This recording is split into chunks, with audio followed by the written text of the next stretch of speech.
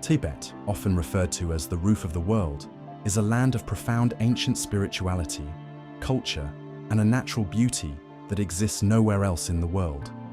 Its unique identity, however, has faced severe systematic erosion since the Communist Chinese government invaded and brutally occupied Tibet in 1950. The developments over the ensuing decades has been nothing short of a full-blown cultural and demographic genocide, with a concerted effort to eliminate Tibetan identity completely and assimilate it forever into the fabric of China, based on radical Marxist ideology and Han Chinese nationalism.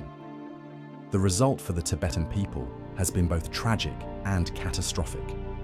Since the brutal Chinese takeover, over 1.2 million Tibetans have died, 6,000 monasteries have been destroyed, and Tibetans in their homeland have had to endure a non-stop war against their identity by China.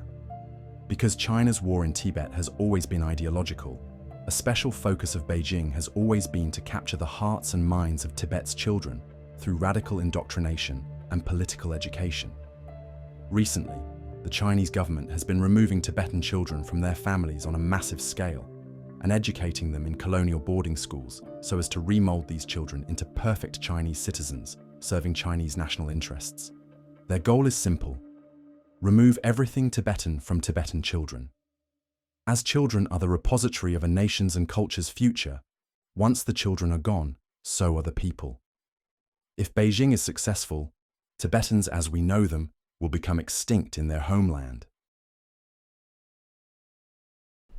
So China has separated a majority of Tibetan children from their parents and from their families and from their traditional communities, and put them into a system of residential boarding schools, colonial boarding schools, that are state-run and that are designed to eliminate their Tibetan identity and replace it with a Chinese identity. That means speaking Chinese language, being patriotic citizens, intense political indoctrination, all of it. And we're talking about approximately 1 million children from the ages as young as 4 living in boarding schools to 18, all the way through. And so if you can imagine, this is our whole future generation, Tibetans' entire future generation of our nation, of our people. We've been living on those lands for thousands of years. We have an ancient and beautiful and rich, highly developed civilization. And this is the entire future generation of Tibetans, the guardians of all of that, now being transformed into rabid, violent Chinese nationalists. And this is devastating on a human level. The psychological, emotional, mental health crisis damage that they are doing just by taking little kids away from their parents, and putting them in massive state-run institutions where they are subject to abuse and neglect. That in and of itself is a catastrophe for us as a people.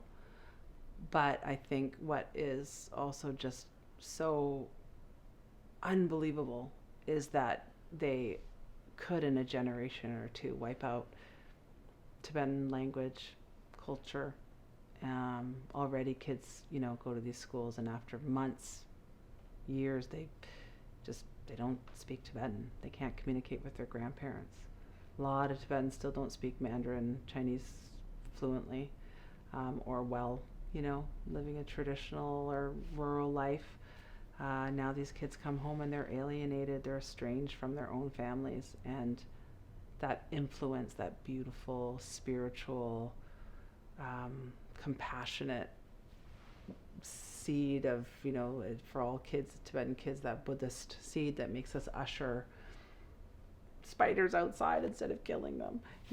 That is not there for them. It's not being watered, it's not being tended, it's not being cared for, so they can grow into, Tibetan Buddhists or Tibetan, global citizens that so many people I think have valued the impact and influence of His Holiness the Dalai Lama on Tibetan Buddhist life and what it has to offer the world. I mean, all of that inside Tibet will change, and on the borders of India, at the heart, of Central Asia, border of India, the subcontinent, and in such an important geopolitical space, you'll have Tibetans who are no longer identifiable as the Tibetans that we know, and actually who are rabidly nationalists and want more territory, more China, all the claims China makes to India, and India, the Indian border lands,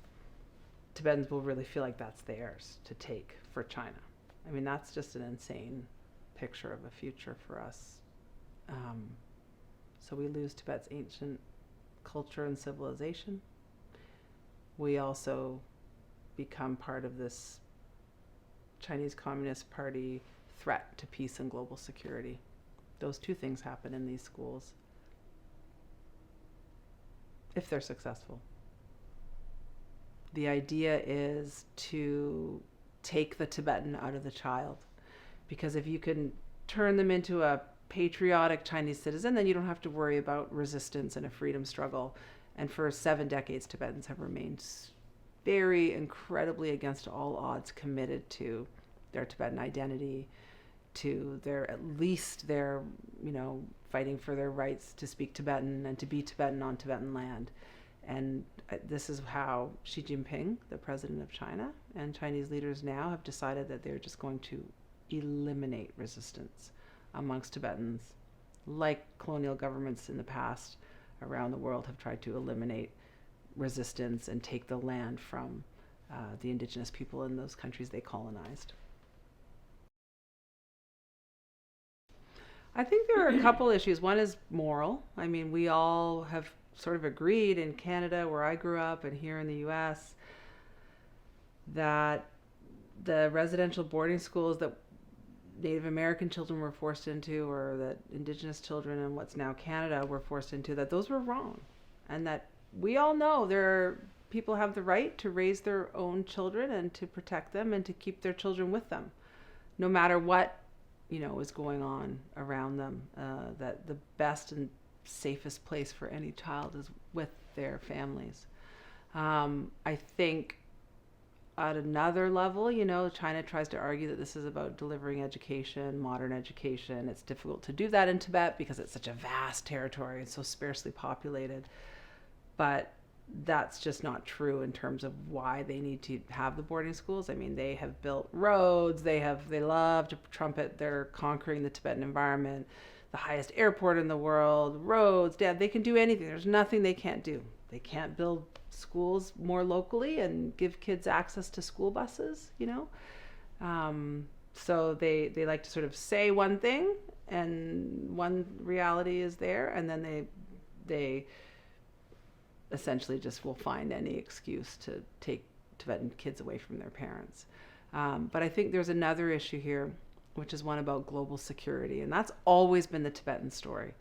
I think, in a way, I hate to put it like this, but it's a bit like Tibet is the canary in the coal mine, and as goes Tibet, so will go the world as far as China's concerned.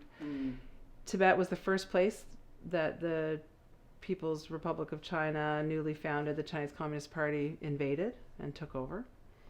And China's treatment of Tibetans in Tibet has always been, essentially genocidal, though at times there have been moments when Chinese leaders, depending on who was in Beijing, have loosened their grip or have given some amount of control or rights to Tibetans to speak Tibetan, to learn Tibetan in the schools. I mean, there has been, at least on the books, there have been laws there that were meant to protect Tibetans as a distinct people living within the People's Republic of China. And a lot of people have said, look at that. It's like, If you look at Hong Kong, one country, two systems. Actually, Tibetans can be a part of China. They can be Tibetan, retain their religious, cultural identity, language, and those rights, and just China is, the political power and in charge of Tibet's borders. If you look at Hong Kong, what happened to one country, two systems. Tibetans could have told you long ago, there is no space for any people to retain their identity and their self sort of governance or sovereignty within the People's Republic of China. So we've seen Hong Kong fall in recent years. We've seen whatever civil society or openness there kind of was burgeoning in China, which was always trumpeted by Western business interests. We'll do business with China. Yes, they're an authoritarian government, but we'll open up. They'll open up. We'll open them up, and eventually, rights will trickle down. And that hasn't happened. The opposite has happened. Chinese people have lost, under Xi Jinping especially, any sort of real move or space, civil or political liberties. Now it's essentially a totalitarian state. Tibet could have, the example of what they've been doing in Tibet all these years could have pointed you towards that. Well, now you look at the Uyghur people in East Turkestan, or what China calls Xinjiang. You look at the mass internment of Uyghurs and genocide targeting the Uyghur people. That is, a lot of the policies, a lot of the ways they've treated Uyghurs, also that's how they have treated Tibetans over the years. So you don't see, I think Tibetans always sort of tell a story of what's to come for China and how China will be in the world. I think Tibetans, Uyghurs, Southern Mongolians, now Hong Kong, Chinese citizens themselves, our stories together say this is who China is, this is who the People's Republic of China really is, the Communist Party at its heart, and they have no respect for human life. And if they can do this to millions and millions and millions of people inside of, under their control, what can they do in the world? And we're already seeing, they annexed or invaded and occupied Tibet. They're already making moves in other parts of the world, especially in, South China Sea. They're already making moves on other countries to nibble at territory that doesn't belong to them, also on the borders of India. I think it's a wake-up call for the U.S. and the international community to see China's true behavior, to see their true nature, no matter what they say globally. How do they treat people, their own people, and especially how do they treat the people they've occupied or colonized on their periphery, on the borders of what is actually China. And that's Tibetans, that is Uyghurs, that's Southern Mongolians. And yeah, I think there you see their real designs for the world, which is you either absorb and become like us, or we will destroy you. We will eliminate you as whole peoples, societies, nations. And that's terrifying. It's a terrifying reality in terms of what it says that they're capable of in the world. And there's international law, which of course, you can't commit genocide. You can't en masse steal a whole, one group's children. And they're doing that. So if they can do that, they can do a lot worse. Yeah, I think it's very simple. The Chinese government does not admit this system really exists as it is and for what it is. They've tried to hide it. They're still hiding the colonial boarding preschools or kindergartens. So number one is to name it, to expose it, to call it what it is, and to put pressure on them to answer for it. And that's something every government can do. That is something every person can do. We can ask our government representatives to do that. It's just very basic. And I think if you imagine 2021, when we put out our report, was December 2021, not that long ago. The world really had no idea what was happening in Tibet in this way because China has so effectively sealed Tibet's borders. Doesn't allow international media in, doesn't really allow most Tibetans out. Tibetans are denied passports. no independent agencies or non-governmental international government organizations, nothing is operating in Tibet. It's a huge black hole for information, and that's to their benefit. I mean, they want that. The whole reason they do that is in part to keep Tibetans in the dark about what's happening in the world, and then try to keep Tibetans locked up and repressed and not engaging in resistance. At the same time, keep the world out, and then put out all this propaganda into the world, high quality, slick propaganda that shows some sort of, Shangri-La, some beautiful, happy Tibetans dancing and singing, and people started to actually believe the propaganda and believe the Chinese government's lies. We talked to people who said, well, is it really that bad in Tibet? I mean, it doesn't seem like it is, and why don't we hear about Tibet so much in the news anymore? And that's totally by design. It's because China tried to kill the Tibet story by blocking access to Tibet and by blocking Tibetans from telling their own stories. Transnational repression, another tool. There are some Tibetans who've escaped from Tibet over the years, and they're a really important part of telling the truth of what's happening inside Tibet in the free world. Those Tibetans living in America or in Canada or in Europe are now directly threatened, and their families, if they say anything about what's happening in Tibet.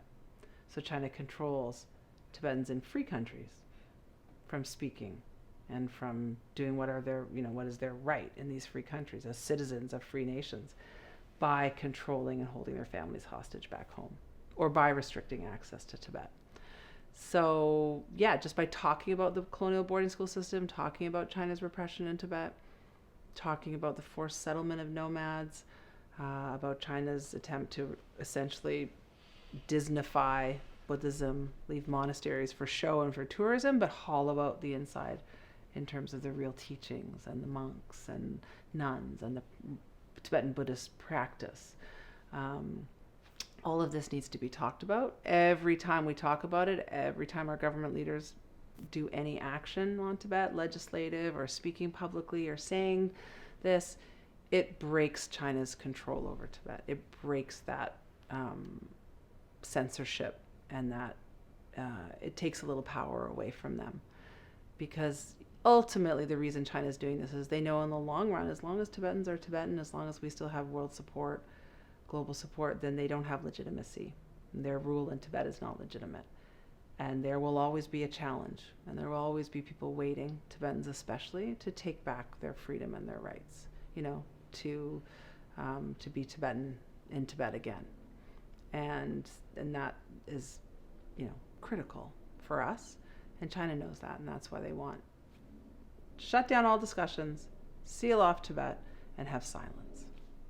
So just by making noise, just by speaking on these issues, we're fighting back. And then there's so much more we can do, because China wants to be a part of the world.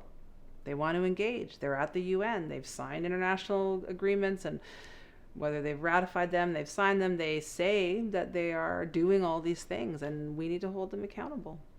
That's part of our job as a community of nations.